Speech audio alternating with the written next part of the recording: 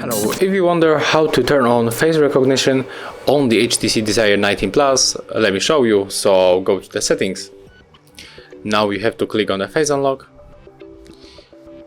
confirm your pattern, and now we have to enter the face, but of course click on this marker to turn on this function. So as you can see, our face was scanned, and now when we lock the screen and try to unlock,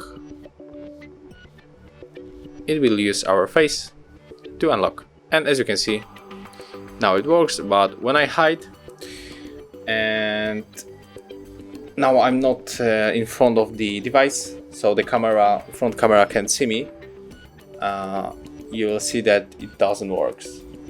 Oh, unfortunately it works, but okay, I will go far away.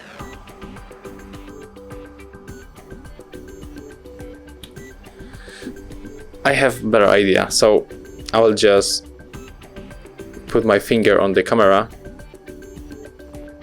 and as you can see now, it just cannot recognize the face. So when we want to unlock, we have to input our pattern. So yeah, as you can see, this device have pretty cool wide angle of the front camera, so it really impressed me, and really good working face recognition. So thank you for watching. Leave likes, subscriptions and comments below.